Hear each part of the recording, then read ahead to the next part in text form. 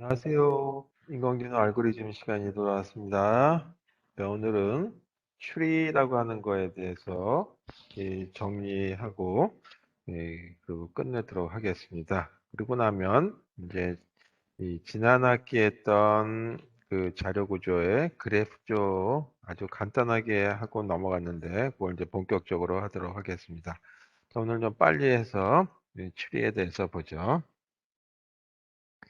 추리. 네, 이 추리라고 하는 거는 뭐 자료 구조 시간에 들으셨던 분도 있고 처음 접하신 분도 있겠는데 간단하게 생각한다면 족보라고 보시면 되겠죠. 그래서 제일 위에 이 그 시조가 있고 그 다음에 1대, 2대, 3대 이렇게 내려가죠. 그러면 추리라고 하는 그런 형태의 족보를 보게 되면 이 그 조상이 다시 후손이 될 가능성이 없는 거예요. 그 얘기는 뭐냐 하면 이 추리라고 하는 거는 사이클이 없다라고 하는 거죠. 그래서 사이클이 없는 구조. 자, 특히 추리라고 하는 경우를 보게 되면 우리가 족보에서도 보지만 지금 현재 저희 그 홍길동이라고 하는 사람이 있다. 그러면 홍길동이 몇 대 몇인지 찾기 위해서는 이 그 예를 들어서 길이라고 하는 게 이 그 저희 그한뭐 그러니까 사람의 저희 그 돌림자다라고 한다면 그거 가지고 쭉 찾아갈 수 있죠. 그래서 몇 대 몇 대 이렇게 찾아가게 되면 아래에 왼쪽으로 가냐 오른쪽으로 가냐 뭐 이런 식으로 찾아가듯이 한 것처럼 이 추리라고 하는 거의 용도에 가장 많이 사용되는 것 중에 하나는 이 그 검색해 주는데 좀 쉽게 들어갈 수가 있어요. 예를 들어서 1번부터 10번까지는 가장 왼쪽에, 그 다음에 11번부터 20번까지는 그 다음에, 뭐 이런 식의 어떤 이 그 조상으로부터 시작해서 쭉 찾아 내려갈 수 있는 그런 구조다. 자, 그러면 사이클이 없는 구조인데, 아까 얘기했듯이 이 족보라고 하는 걸 따져서 본다면, 이 시조라고 하는 게 있는 거죠. 우리 대한민국의 시조, 그 단군처럼 이 그런 그 하나를 뭐라냐면 특별한 노드가 있는데 그걸 루트라고 한다. 그래서 루트라고 하는 특별한 저희 이 분이 있는데 그걸 갖다가 이제 이 추리라고 하는 구조에서는 노드라고 부르자라고 하죠. 이 나머지 노드들은 그냥 어떤 모습을 갖냐면 마찬가지 이 또 추리 구조를 갖고 있는 거죠. 예를 들어서 1대가 있고 2대로 와도 2대 후손들도 하나의 추리 구조가 되죠. 그래서 이와 같이 이름을 T1부터 시작해서 이 추리니까 T라고 하는 이름을 쓰고 이렇게 한번 붙여보죠. 그래서 보통 n이 0 이상이 되겠죠. 그래서 이 T1부터 Tn은 어떤 구조를 갖고 있냐면 추리 구조를 갖는다. 그랬을 때 이와 같은 걸 뭐냐면 전체 추리 중에 일부 추리다라고 해서 이걸 갖다가 서브 추리다라고 부르게 되죠. 자, 그림으로 보게 되면 제일 위에 이와 같은 이 루트 노드가 있고 그 다음에 하위에 이렇게 후손들과 관련된 것들이 있다. 자, 이와 같은 것들을 다 동그라미로 된 거를 노드라고 부르자. 그리고 이렇게 선으로 되는 걸 갖다가 에지라고 하고 이런 것들을 갖다가 노드라고 부르자 이거예요. 그다음에 다시 이 그 후손들에 보게 되면 이와 같이 또 뭐 세 명의 또 어떤 후손을 갖고 있기도 하고 어떤 경우 좀 빨라서 이 다음 세대까지 가고 또 여기는 뭐 이런 식의 모습을 갖고 있다라고 가정했을 때 이와 같이 이 루트 노드 이외에 요걸 갖다가 T1이라고 하는 서브 추리, 그다음에 요걸 T2라고 하는 서브 추리, 요걸 TS3이라고 하는 서브 추리를 볼 수 있겠죠. 그 다음에 이런 경우를 보게 되면 루트를 1세대로 볼 거냐, 0세대로 볼 거냐라고 하는 것처럼 볼 수 있죠. 그래서 그걸 갖다가 여기서는 레벨이라고 하는 말을 써요. 그래서 1대라고 할 수도 있고 또는 우리 컴퓨터 쪽에서는 1이라고 하는 것보다는 0이라고 하는 걸로 시작하는 경우가 더 많죠. 그래서 레벨 0이다라고 부르기도 한다. 어떤 게 표준안이다라고 하는 의미는 없어요. 그래서 이 1부터 시작하게 되면 레벨 2가 될 테고 이거는 레벨 1로 되겠죠. 뭐 이런 식의 모습을 갖고 있는 것이 이 추리의 형태다. 자, 그럼 여기서 몇 가지 용어는 좀 알아둘 필요가 있을 것 같아서 이 용어에 대한 걸 한번 보도록 하죠.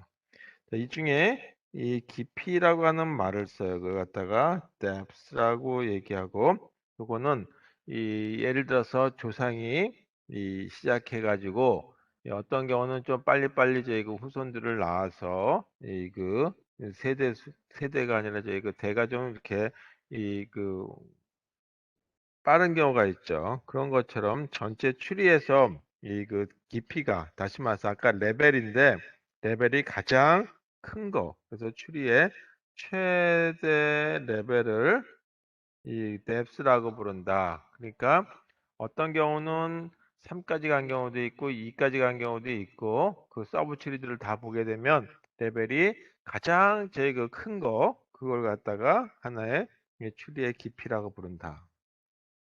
그다음에 이제 이건 이런 말은 잘 번역해서 안 쓰는데 디그리라고 하는 말로 그냥 써요. 근데 그 정도라고 한다면 이거는 이 추리의 노드에 연결된 거. 그래서 연결된 이 그 후손들, 이걸 그때 child라고 얘기하죠. child 수를 갖다가 정도다. 그래서 어떤 노드는 후손을 둘을 건드리고 있다. 바로 자식이죠. 후손인데 후손이라 그러면은 그 아래까지 다 얘기할 수 있을 텐데 바로 아래를 갖다가 자녀라고 얘기하죠. 그래서 자녀의 수, 그걸 갖다가 정도라고 얘기해서 디그리라고 얘기한다. 그러면 추리 전체를 보게 되면 어떤 노드는 자녀를 세 개를 거느린 것도 있고 어떤 건 두 개 거느린 경우도 있고 어떤 건 없는 경우도 있고 어떤 경우는 뭐 10개 거느릴 수도 있겠죠. 그래서 전체 추리에서 가장 그 디그리가 큰 걸 갖다가 뭐라고 하냐면 이 영어로 그냥 쓸게요. 디그리 오브 추리다라고. 이거는 전체 추리를 봤을 때 추리의 디그리 디그리가 가장 큰 값을 갖다가 이 디그리 오브 추리다라고 얘기한다. 이 정도에 대한 용어만 알고 넘어가면 될 것 같아요. 자, 그다음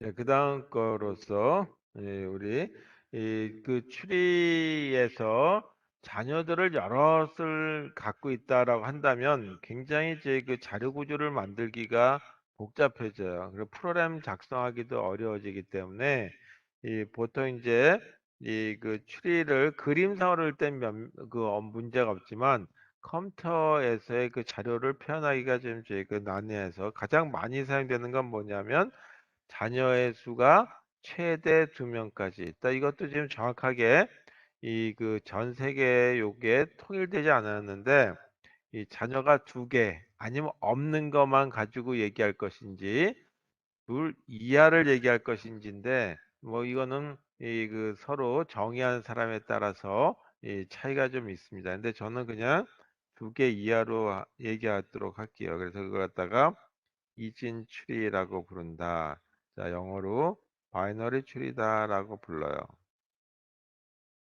이거는 이 모든 노드가 이 최대 2개의 이 연결선 엣지 또는 이 그 차일드 자녀 이를 갖는 추리를 갖다가 한다.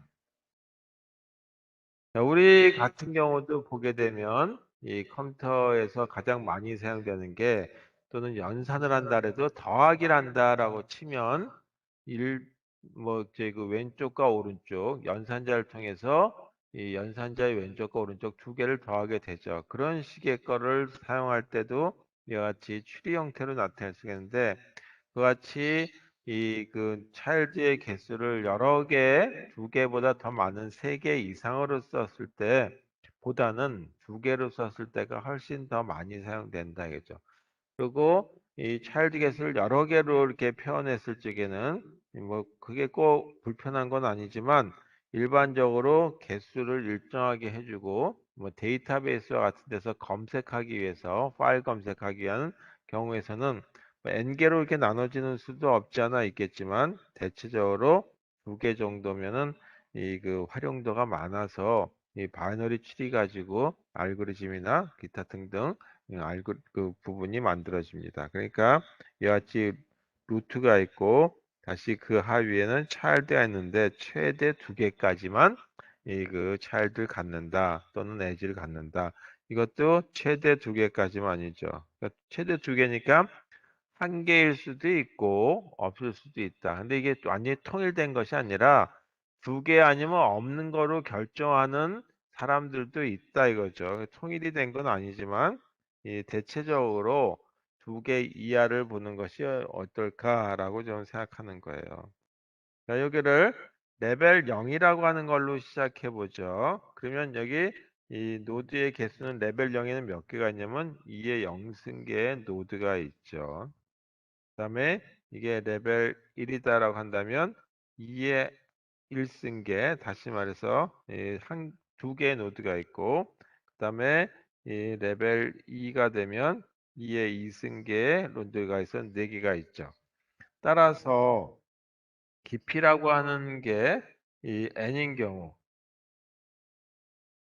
이 경우에 전체 이진 추리의 이 경우 그 전체 그 노드 개수는 어떻게 되느냐.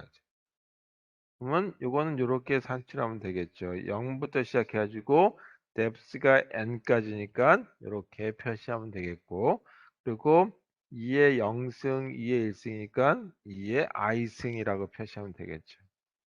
요거는 어떻게 했냐면 2의 n 플러스 1의 마이너스 1이다.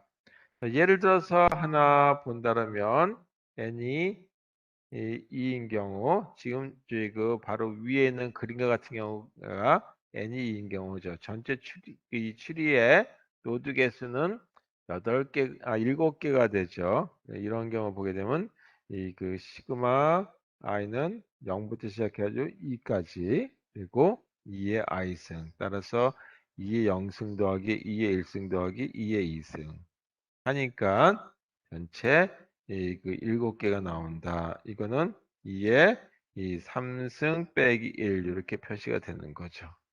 자, 이렇게 해서 전체 이진치된 노드 개수 산출하는 데도 활용이 될 수 있겠다. 자, 그럼 이와 같이 이진 추리에 대한 표현은 어떻게 할 것이냐? 이 표현할 수 있는데 보통 이제 그 오래전에 만들어진 프로그램 언어 중에는 이 그 포인터 타입이라고 하는 거가 없었죠. 베이직이라든지 그다음에 포트란, 코볼 뭐 그런 언어들에는 없어요. 요즘 베이직은 제가 잘 모르는데 워낙 베이직이라는 언어가 이 그 다이렉트라고 해가지고 이 좀 변형된 게 많은데 그래서 제가 알기로는 포인터 타입이 없다 이거죠. 그런 경우는 이 배열을 가지고 이진치를 나타낼 수밖에 없어요. 근데 이 요즘 이제 최신에 나오는 언어들, 뭐 최신이라기보다 하여튼 이제 그 70년대 말부터 나왔던 언어들 보게 되면 대부분 다 이 그 포인트 타입과 같은 걸 갖고 있죠. 그래서 뭐 그 전에 나왔던 피에론이라는 언어, 알고리라고 하는 언어, 그리고 파스칼, C 이런 것들은 다 이제 그 포인트 타입 같은 걸 갖고 있다. 그래서 이 대체적으로 이 링크드 리스트라고 하는 걸로 표현되는 것이 일반적이다. 그래서 우리 그림은 A가 루트고 그 하위에 왼쪽에 B가 있고 오른쪽에 C가 있고 그 다음에 D와 E 같은 것도 있다라고 한다면 이거는 그냥 이 논리적인 어떤 모습이다. 라고 한다면 실제 물리적인 모습을 그릴 적에는 이렇게 A라고 하는 자료가 있고 이 포인터를 2개를 둬서 이 왼쪽과 오른쪽을 따라가게 만들자. 그 다음에 A의 왼쪽에는 B라고 하는 child가 자손이 하나 있고 그다음에 C라고 하는 이 그 자녀가 있다 이거죠. 네, B 하위에 또 누가 있냐면 D라고 하는 노드가 있었죠. 그래서 여기 D가 있고, 그리고 B 오른쪽에는 다시 E라고 하는 게 있다. 자, 그 다음에 D 아래는 아무것도 없으니까 이렇게 null이라고 하는 걸로 표현하면 되겠고, C 하위에 또 아무것도 없으면 이렇게 표현하면 되겠죠. 그래서 전체적인 이 노드의 모습을 보게 되면 노드의 모습을 보게 되면 이와 같이 이 데이터 부분이 있죠. 실제 여기에 A라고 하는 거를 갖다가 문자로 볼 것인지 문자 열로 볼 것인지 숫자로 볼 것인지에 대한 거는 뭐 중요하지 않고 일단 이렇게 이 데이터라고 하는 부분이 있고 그다음에 왼쪽에 이 그 후손들을 따라갈 수 있는 L child라고 하는 포인터를 두고 그 다음에 다시 오른쪽에 R child라고 하는 이름으로 뒀어요. 이름은 뭐 각자 정하시면 되겠고 이렇게 만들 수 있겠다. 자, 여기에 뭐 정수가 들어갈 수도 있고 또는 캐릭터가 들어갈 수도 있고 또는 플로트라고 하는 실수가 들어갈 수도 있겠죠.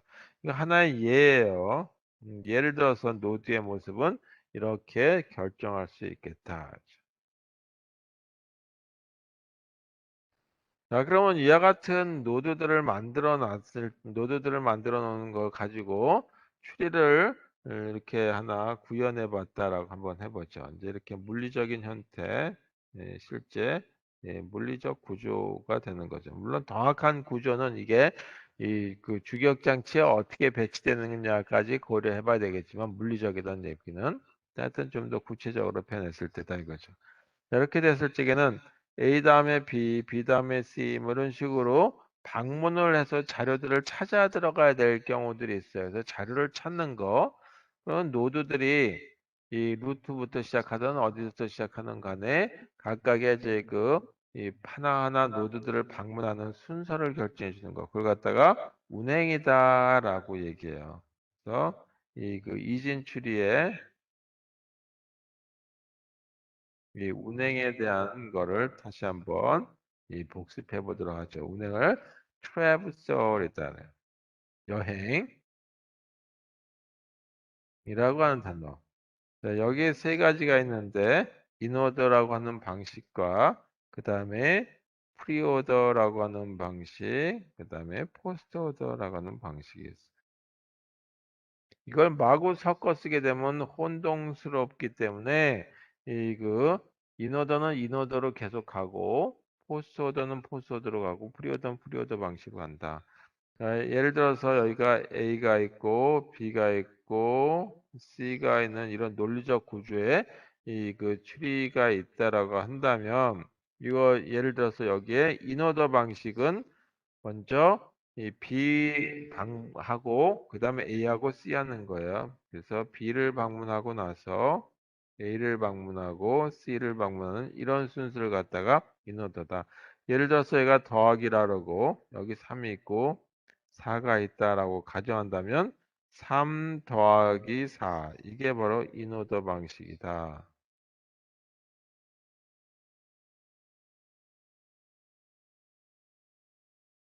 이렇게 표현되는 거죠. 우리가 또 수식을 표현하는 방법 중에 또는 이제 어셈블리 언어와 같은 경우를 보게 되면 우리는 add 그 다음에 3 더하기 4 이런 식으로 표현할 수 add 3, 4 이렇게 표현하게 되면 3과 4를 더한다 라고 하는 걸로 표현하듯이 여기다가 더하기를 먼저 쓰고 왼쪽에 지금 피연산사 오른쪽에 피연산자 이렇게 쓰는 경우 덧셈이라고 하는 다시 말해서 이 뿌리 부분에 해당되는 거, 이 부분 또는 이제 패런트 부분에 해당되는 게 앞에 오죠. 그래서 이런 걸 갖다가 프리오더다라고 하는 걸로 불러요. 제가 얘기를 안 했는데 이와 같이 노드가 있다면 이와 같은 걸 패런트라고 얘기할 수 있고 이와 같은 걸 갖다가 차일드 노드들이다라고 얘기하죠. 이런 식의 거. 자, 그 다음에 또 하나가 뭐냐면 3하고 4 대신에 하고 나서 더하기를 뒤로 넣을 수도 있죠. 주로 이제 이런 경우는 어디서 많이 사용할 수 있냐면 스택 구조에서 많이 사용할 수 있는 건데 3을 스택에다 집어넣고 그 다음에 4를 스택에다 집어넣고 더하기를 만나서 그럼 3과 4를 팝 해가지고 덧셈하는 거. 그래서 더하기가 제일 뒤로 갔기 때문에 이걸 갖다가 포스트 오더다라고 불러요. 그러니까 이거 다시 요 그림을 가지고 본다면 프리오더는 A를 먼저 방문하게 되는 거죠. 그 다음에 왼쪽 차일드, 오른쪽 차일드 이렇게. 포스트 오더 방식은 이 A를 제일 마지막에 방문하게 되죠. 그래서 왼쪽 차일드를 방문하고 그다음에 오른쪽 차일드를 방문하고 나서 마지막 이 패런트 부분에 해당되는 걸 방문하게 되는 거다. 자, 이렇게 해서 노드가 세개밖에 없으면 간단하게 이렇게 표현할 수 있겠지만, 이 조금 더 복잡한 이 추리의 경우는 이게 또 찾으려면 혼동할 수가 있어요. 그래서 조금 더 제 그 깊이 있는 예를 가지고 하나 보도록 하겠습니다. A라고 하는 패런트 노드가 있고, 그 하위에 B와 C라고 하는 child가 있다.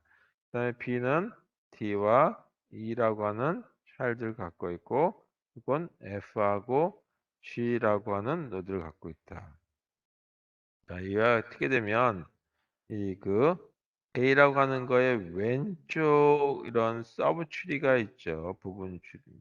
그다음에 오른쪽에 부분 추리가 있는데 이것도 여전히 이진 추리다. 이거를 왼쪽에 있는 거다라고 하는 걸로 해서 왼쪽 그리고 A의 왼쪽이다라고 하는 걸로 이름을 이렇게 붙여볼게요. 그 다음에 이거는 이 그 A의 오른쪽에 있으니까 이렇게 붙여보죠. 그럼 이 같은 경우에 인오더 방식을 가지고 이 방문한다면 이 제일 먼저 이렇게 해야 되겠죠. TA의 왼쪽 거 방문하고 그 다음에 A를 방문하고 마지막 TA의 오른쪽 거를 방문해야 되겠죠. 근데 요거 자체가 서브출이고 요게 또 서브출이단 말이에요. 따라서 이 그 TA의 L 요것도 하나의 이 그 서브출이니까 똑같은 인오더 방식으로 방문해야 되겠죠. 그래서 요거는 어떻게 받게 되냐면 T 다음에 B 그리고 이 순서대로 방문하는 거고 그 다음에 TA에 R로 표현되는 거 오른쪽에는 이것도 F를 먼저 방문하고 그 다음에 그거의 패런트를 방문하고 오른쪽 노드를 방문하게 되는 거죠. 그리고 이 사이에는 A라고 하는 노드가 있다. 자, 이렇게 하게 되면 다시 이 노드라고 하는 걸로 전체 추리를 방문한 순서가 된다. 그래서 이 그 초록색으로 표시된 왼쪽에 대한 것도 하나의 이진 추리이기 때문에 똑같은 방식으로 들어가야 되겠죠. 그래서 이와 같이 지금 표현하는 전체 이진 추리를 나타내기 위해서는 왼쪽에 해당되는 서브 추리를 방문하고 다시 또 패런트 그리고 그것에 또 오른쪽 서브 추리를 하는 거죠. 그러니까 결국은 뭐냐면 재기적인 동작을 해준다. 자, 그건 좀 이따가 얘기하도록 하죠. 자, 그 다음에 그렇다면 프리오더 방식으로 한다면 프리오더 방식은 패런트를 먼저 방문한다 그랬죠. 그 다음에 이 그 왼쪽 서브치를 방문하니까 왼쪽 서브치는 TA의 L이 되고 그 다음에 오른쪽 서브치를 방문하니까 TA의 R이라고 하는 걸로 방문한다. 자, 이것도 아직까지 서브치되고 이것도 서브치이니까 일단은 다시 한번 더 풀어야 되겠다 했죠. 따라서 TAL 요거는 어떻게 이 그 프리오더 방식으로 이반 그 진행을 하게 되냐면 B를 먼저 방문할 테고 그 다음에 D를 방문하고 이입하는 거죠. 요거 요 순서대로 가죠. 그 다음에 이 부분은 C를 방문하고 그 다음에 F를 왼쪽 오른쪽 이렇게 가는 거죠. 요거 순서대로. 그러니까 여기 화살표는 그대로 두면 되니까 A 이렇게 되는 거죠. 그래서 A 다음에 B, B 다음에 D, D 다음에 E, C, F, G 요 순서대로 가는 것이 프리오더 방식이다. 자, 그렇다면 이 마지막에 포스트오더 방식은 어떻게 될 거냐? 자, 포스트오더 방식. 자, 이걸 이 지우고 나서 얘기할게요. 자, 포스트오더 방식은 여기다 한번 해보도록 하죠. 자, 포스트오더.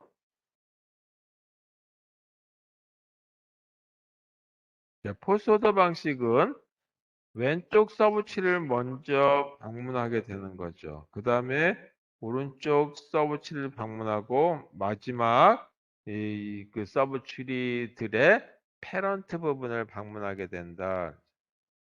이것도 마찬가지 서브치리니까 아직까지 여러 개의 노드들로 구성되어 있으니까 TA의 L 왼쪽 서브치리 A라고 하는 노드의 왼쪽 서브치리들은 D 다음에 자 이거 하고 요거하고 요 순서대로 가죠.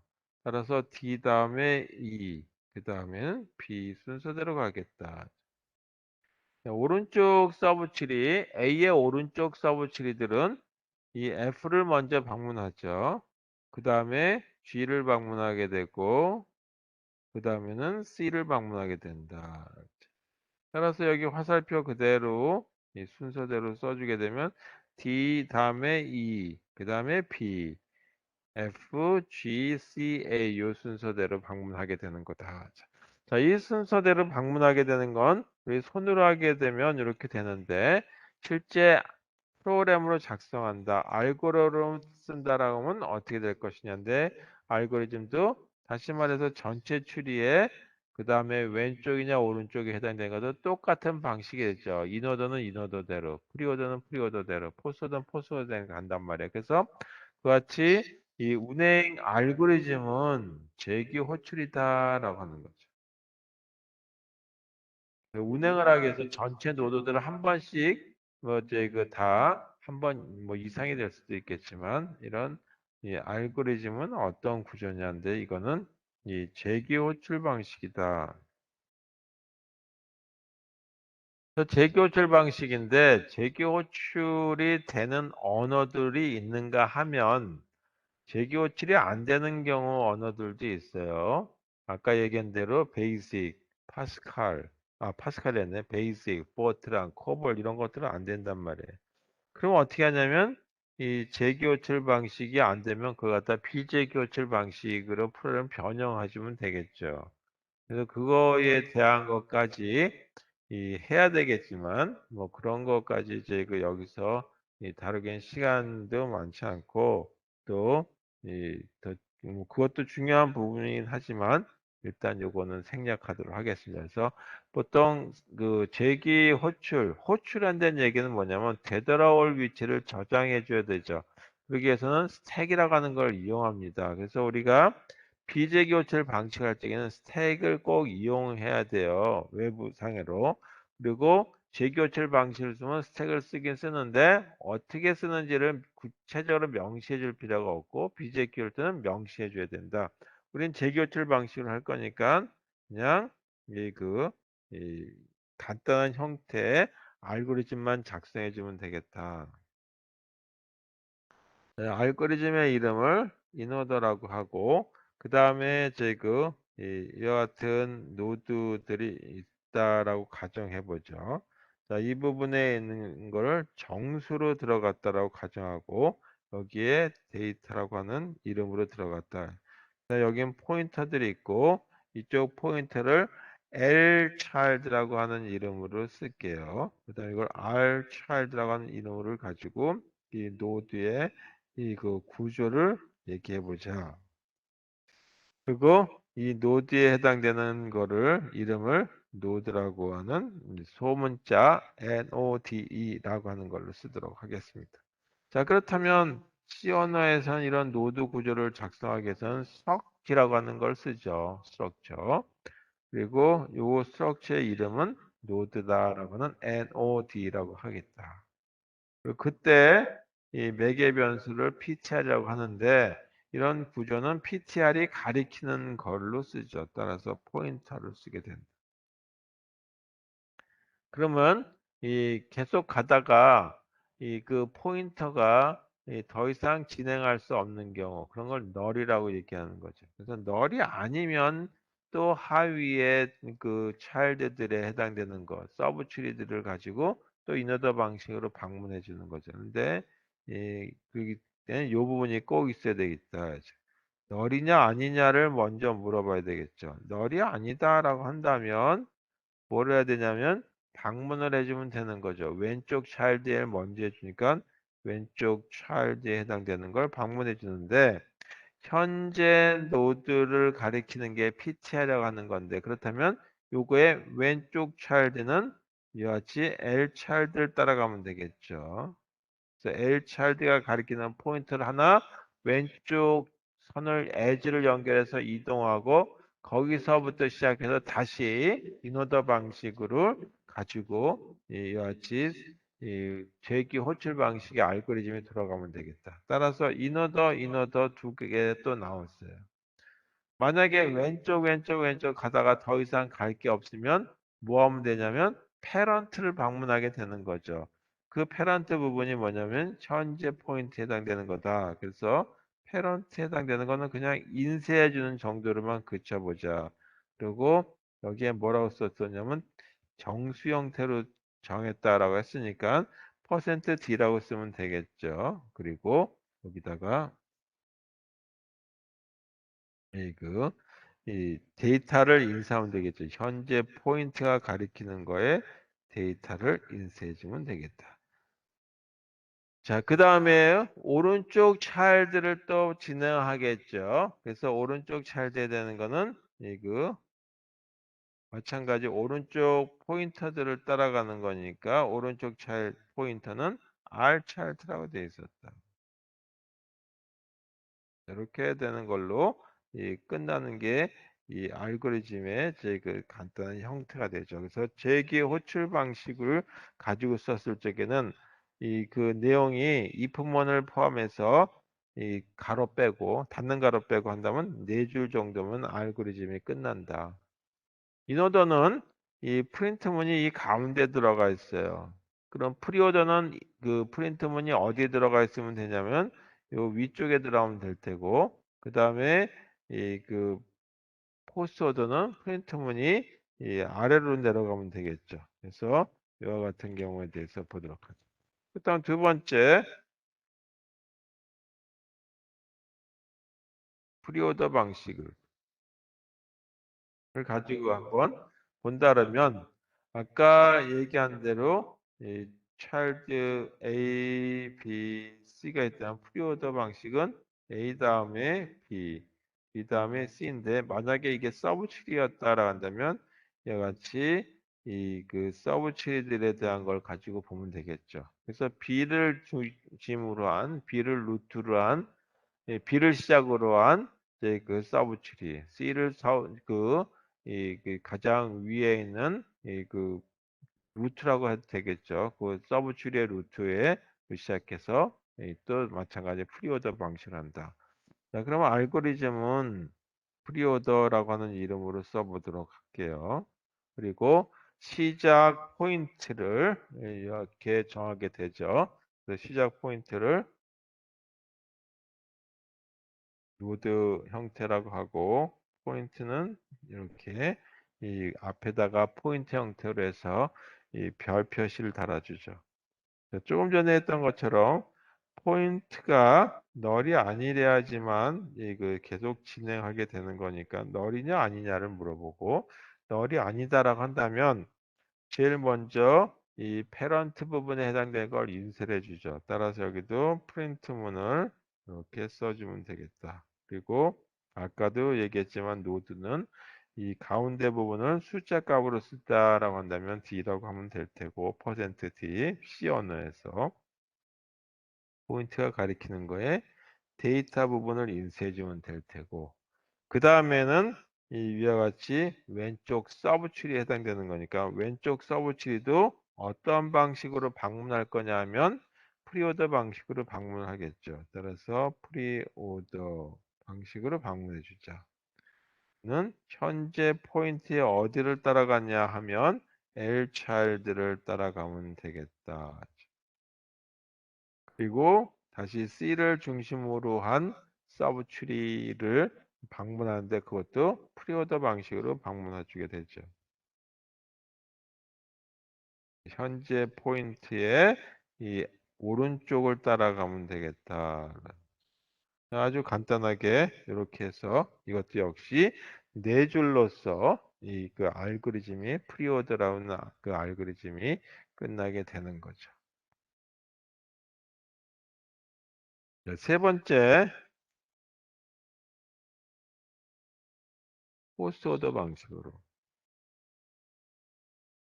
자, 포스트 오더 방식은 이 그 A, B, C 이렇게 되는 건데 잘못 그렸네. A, B, C가 아니고 그림을 그려야 되는데. 자, 여기 A라고 하는 노드가 있고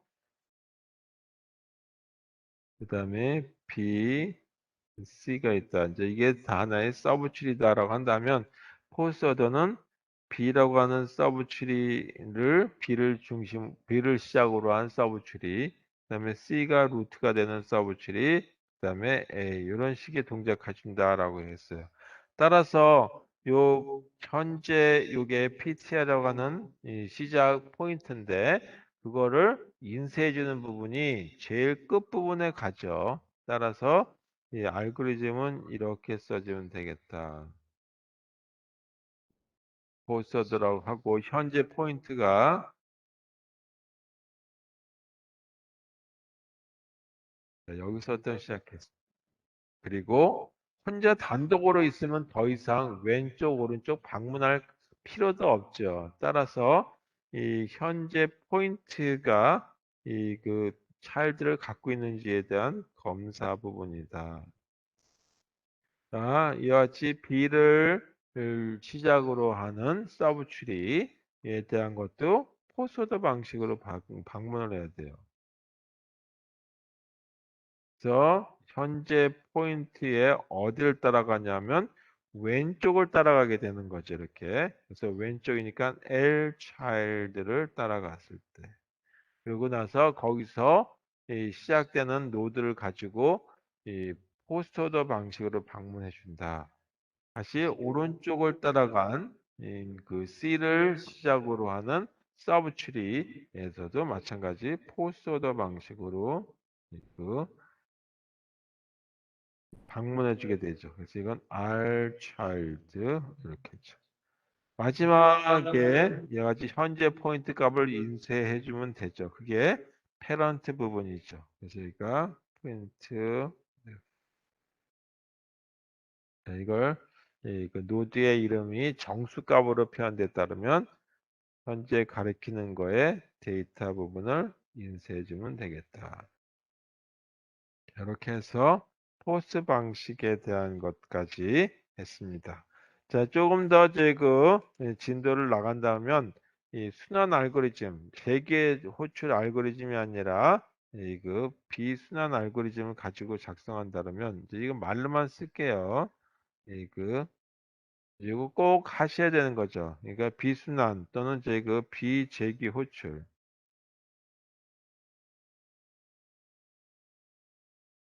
알고리즘 해야 된다라고 했을 때는 어떻게 하냐.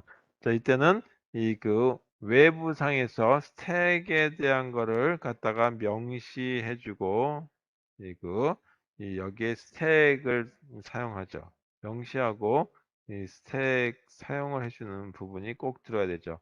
요거의 용도는 뭐냐면 어디까지 이 방문 위치에 대한 거, 그래서 되돌아올 위치 에 대한 걸 갖다가 저장해 줘야 되기 때문에 스택이라고 하는 걸 꼭 쓴다. 자, 여기 그 형태를 보게 되면 이 두 가지가 있어요. 스택을 두 개 사용하는 경우가 있고 그다음에 스택을 한 개 사용하는 경우로 있는데 이 알고리즘을 쭉 설명을 드리면 대부분이 이 필기나시는데 이 그냥 이 시간 낭비 수준이 되는 정도로 해서 이 제가 요거에 대한 거는 책들마다 다 나와 있는데 그냥 넘어가도록 하겠습니다. 그래서 필요하시면 순환 알고리즘을 쓰시고, 만약에 순환 알고리즘을 지원하지 않는 프로그래밍 언어를 써야 된다. 예를 들어서 어쩔 수 없이 어셈블리 언어를 써야 된다든지 아니면 베이직 언어를 써야 된다라고 한다면 비순환 알고리즘으로 추리 방문해 주는 거를 작성해 줘야 되겠죠. 그때 요 알고리즘 형태를 보면 되는데, 이제 추천하기는 요게 조금 더 간단해요. 그래서 하여튼 스택 한 개를 쓰던 스택 두 개를 쓰던 자기 편의상 이와 같이 하는 방법들이 있다라고 하는 것만 알아두시고 그냥 저 넘어가도록 하겠습니다. 그래서 순환 알고리즘의 출입뿐만이 이그 바이너리 출입뿐만이 아니죠. 자, 그런 경우들도 있을 수 있는데 그와 같은 경우 이외에는 이렇게 뭐 표현들이 있다라고 하는 걸로 알고 넘어가도록 하겠습니다. 자, 그다음에 이제 시간이 조금 더 있으니까 그래프라고 하는 거에 대한 개념만 다시 한번 정리하고 끝내도록 하겠습니다. 네, 그래프. 이 그래프라고 하는 개념은 그렇게 오래된 개념은 아니에요. 그래서 이게 이 1776년경에 처음 그래프라고 하는 얘기가 시작되죠. 누구에 의해서 시작되냐면 이거는 오일러라고 하는 사람에 의해서 처음 그 개념이 나타나게 됐다. 자, 오일러라고 하는 사람은 스위스 사람이죠. 이때 나왔던 것 중에 하나가 뭐냐면 케니스버그 다리 문제, 우리로 치면 한강에 있는 다리 문제다라고 볼 수 있는 거죠. 여기에 대한 시작은 어디서 되냐면 아주 단순한 얘기에서 시작됐어요. 네, 강남과 강북이다라고 하는 얘기를 써도 좋겠고, 그 가운데 있는 부분이 이 물이 흐르는 강이었다. 여기에 이와 같이 A라고 하는 섬이 있었고, 또 이 B라고 하는 이 강 남쪽에 어떤 지역이 있었고, C라고 하는 또 강 북의 지역이었다라고 한번 해보죠. 여기 D라고 하는 지역이 이렇게 있었는데, 여기에 다리들이 이렇게 있었어요. 저 A와 C 사이에 다리가 있고, 그 다음에 B와 A 사이에 다리가 있고, 여기도 다리가 있죠. 그러면 다리 하나만 넣으면, A하고 B 사이에 다리 하나만 넣으면 될 텐데 두 개를 놨어요. 뭐 여러 가지 이유 때문에 놨겠죠. 그 다음에 A하고 D 사이에도 다리가 있고, D하고 C 사이에는 다리가 하나만 있었고, 이렇게 생긴 경우가 있었다.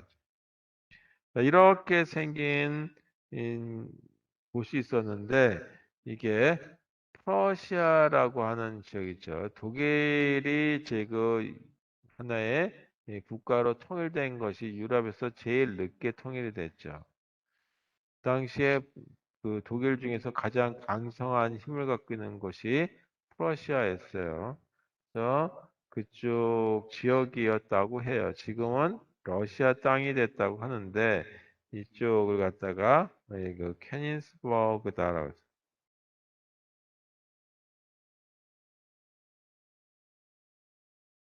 독일 이름 중에 버그라고 하는 게 많이 들어가죠. 브리지, 프로브로다.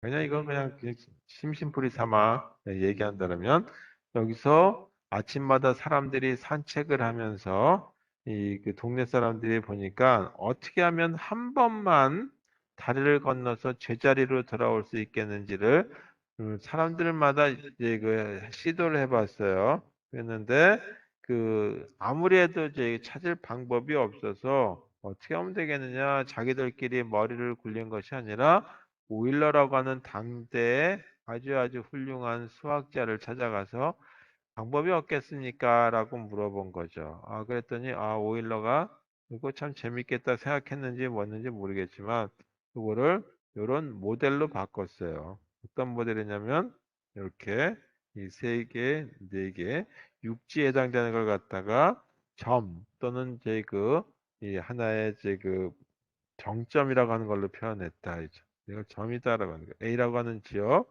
B라고 하는 지역, C라고 하는 지역, D라고 하는 지역이 있었는데 이거를 이런 정점이라고 하는 걸로 바꿨어요. 버틱스라고 불러요. 그리고 다리에 해당되는 걸 이렇게 선으로 연결했습니다. A하고 D 사이에도 다리가 있고 B하고 D 사이에도 연결 도로가 있고 그다음에 이렇게 돼 있다. 자, 이렇게 만들어서 시작된 것이 뭐냐면 그래프라고 하는 거였다. 자, 그리고 이 지금 제가 이 노란색으로 표현하는 이런 것들을 뭐라냐면 정점이라고 얘기하기 시작했고 그다음에 일방통행이 아니라 여러 개 그 양방향으로 갈 수 있는 이런 길을 갖다가 뭐라냐면 요거를 이 그 연결선이다라고 부르죠. 에지. 정점은 영어로 vertex라고 부른다. 그래서 그래프에 대한 정의를 보게 되면 그래프에 대한 정의를 한번 보자. 자, 그래프에 대한 정의까지 한번 볼게요. 그래서 이 그래프 이 정의를 보게 되면 두 개의 이 그 집합으로 구성돼요. 이 집합이 뭐냐 하면 하나가 정점들로 구성되죠. 그래서 이 정점 vertex라고 부른다. 이 버텍스 집합, 그러니까 이제 정점 집합과 가로를 지울게요.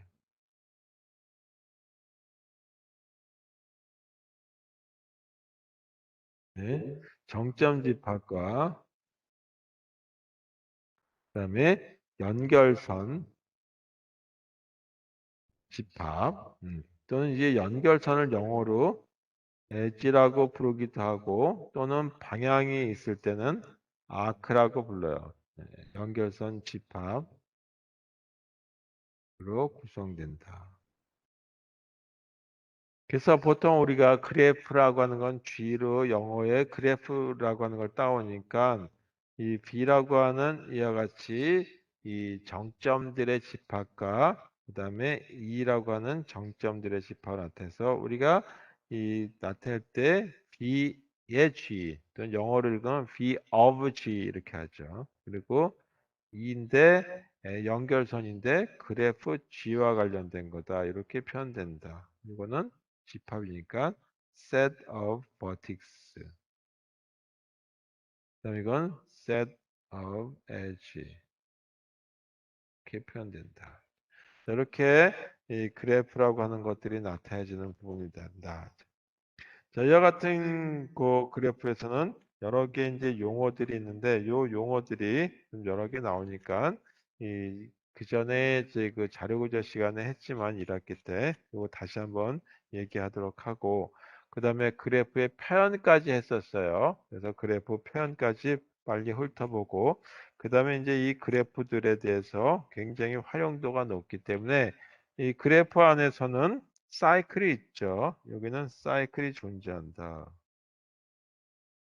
그 얘기는 뭐냐 하면 결국은 추리를 포함하는 자료 형태가 되는 거예요. 그래서 이 그래프만 갖고 있으면 그 추리도 사실 나타낼 수 있다라고 봐도 되는데 추리는 추리대로의 또 이제 그 활용도가 높으니까 따로 자료 구조로 사용된다. 하여튼 그렇게 봐서 가장 이 보편적으로 사용하기에 적합한 것들은 그래프다라고 하는 걸로 우리가 전 세계 도시들을 얘기할 때도 그래프로 표현할 수 있고 그 연결선들 간을 보게 되면 뭐 국가의 외교 관계가 설립됐다든지 아니면 항공 노선이 있다든지 얘기할 수 있겠죠. 그런 것들에 대한 걸 그래프로 표현한다. 자, 오늘은 여기까지만 하도록 하겠습니다. 그리고 또 여러 번 또 얘기 드렸지만 실습을 하고자 하시는 분들 실습 자료인데 그 자료 구조나 알고리즘이나 이런 것들은 이 컴퓨터들을 다 집에들 갖고 계신 것 같아요. 아니신 분도 있겠지만 일단 제가 같이 그 인터넷으로 수업을 한다는 것 자체가 뭐 집에 통신 선로도 연결돼 있고 하는 것 같아요. 왜냐면 뭐 그렇지 않은데 집에 있다고 하더라도 혼자서 잘 하는데 자꾸 이제 뭐 잘 집중이 안 된다라면 학교 오시면 예, 제가 예, 같이 실습을 할 수 있는 기회를 가질 수 있을 것 같아요. 그래서 여러분들 예, 가능하시면 가능하신 분에 한해서 예, 학교 오시면 예, 제가 실습하도록 하겠습니다. 그래서 목요일 날 오후에 오늘 이제 수업 끝나면 원칙적으로 이제 그 12시 이후에 예, 수업 끝나 12시까지 수업하는 걸로 보고 그다음은 2시 또는 1시 반부터 예, 금요일 전체 이렇게 해서 같이 실습을 할 수 있을 것 같아요. 자, 근데 그 사이에 10월 초에 입학 문제 때문에 제가 조금 저희 그 서류 검토하는 게 있어서 이 10월 초에 조금 바쁠지는 모르겠어요. 그래도 제가 여러분들하고 같이 할 수 있는 시간을 만들어 볼 수 있으니까 언제든지 이 그 계획이 있으신 분들에 한해서 예, 오시면 되겠습니다. 꼭 팀을 짜서 오실 필요는 없고 예, 개별적으로 오시면 되겠습니다. 예, 여러분들을 도와주려고 예, 여기서 예, 그 있는 직업이니까 여러분들은 저한테 필요한 거 요청하시면 되겠습니다. 여러분들 그게 권한이에요. 자, 오늘 여기까지 수업하고 한 학기 동안, 한 학기라는 오늘 아침 일찍 오시냐고 고생했습니다. 자, 끝내겠습니다.